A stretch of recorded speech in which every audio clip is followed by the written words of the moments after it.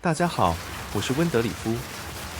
今天要介绍的流派是末日厄运图腾，左爆即时释放诅咒。这边的话就当做是分 build， 毕竟我只是用来打神庙，装备不想再提升了。然后聊一下法术图腾测试下来的发现和总结。首先是流派想法，末日厄运是敌人身上的诅咒结束后会造成伤害。0.4 版本改成根据你的主要技能等级提供混沌点伤，20等的伤害大概和古劳差不多，也比德瑞的毁灭多约40%伤害。以前的话是15%现有魔力的混沌伤害。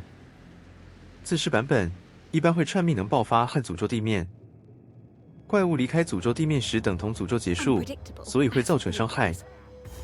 那在图腾上要怎么运作？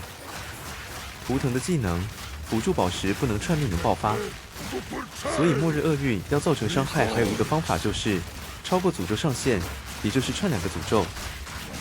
诅咒在图腾上释放的机制是，当怪物已有诅咒，图腾就会停止释放。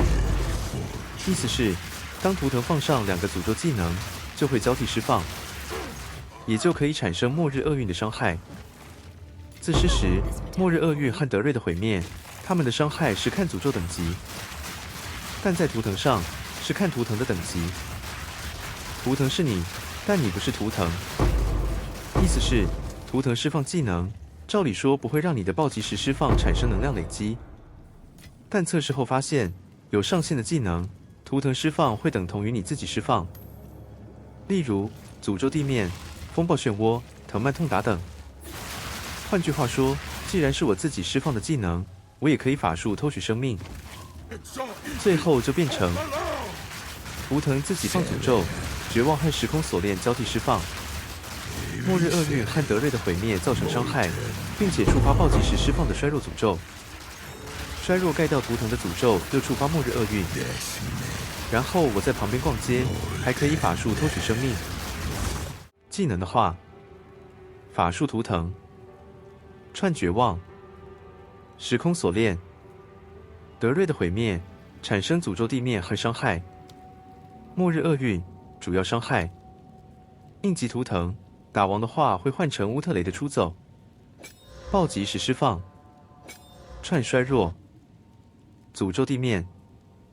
效率，能量保留，无尽能量。装备的话，必要的是鸿雁导体栽培版。雌坠要找近期没有消耗暴击球，每秒获得1颗暴击球，搭配核心天赋共鸣，获得的暴击球改成耐力球，基本上就可以一直放图腾。由于图腾释放的末日厄运，伤害是看图腾的等级，所以需要提高法术技能等级，而且图腾只有法术标签。法杖、法器、项链找加法术技能等级。珠宝信仰棱镜，也用法术图腾加3等级。有钱的话，可以串达拉的渴望或乌特雷的出走。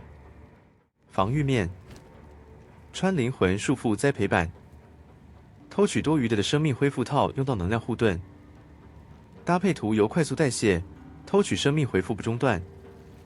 然后血法师的升华提供法术偷取生命。最后来聊聊法术图腾。目前版本能在法术图腾上使用的技能，其实有点少。我观察到的法术图腾有一些特点：一、不能使用有冷却的技能，例如寒霜暴、冰墙、烈焰爆破等；二、插槽内的技能等级不影响法术图腾的消耗，表示你可以尽可能提高技能等级，但不用担心消耗问题；三、技能无法消耗灌注，也无法产生灌注。技能缺少与灌注互动，有点可惜。4. 部分有上限的技能，图腾释放等同于你自己释放，例如诅咒地面、风暴漩涡、藤蔓痛打等。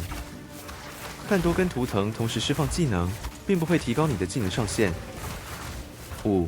一些技能可能的问题。施使术，骸骨创造物不会自动攻击。任何诅咒，当怪物有诅咒时，则不会再次释放，直到诅咒失效。闪电传送，不会传送至天雷蜘蛛。尸体爆破，不会炸你自己献祭的骷髅。烧毁，需要自己或图腾先累积燃料，才会释放火焰。图腾 AI 机制：1. 只会对敌人所在的位置释放技能，所以例如像闪电传送不会对图腾的天雷蜘蛛释放，但冰霜星星只要在寒冰弹附近释放，就会以寒冰弹的位置释放。2. 当敌人已有状态时，不会再次释放，例如诅咒、活体炸弹、闪电传送。但瘟疫、灵魂吸血会重复释放。希望能够开放更多法术图腾的技能，比如说武器附加的技能，或是有冷却的技能。有什么问题可以在影片下方留言。我是温德里夫，我们下次见。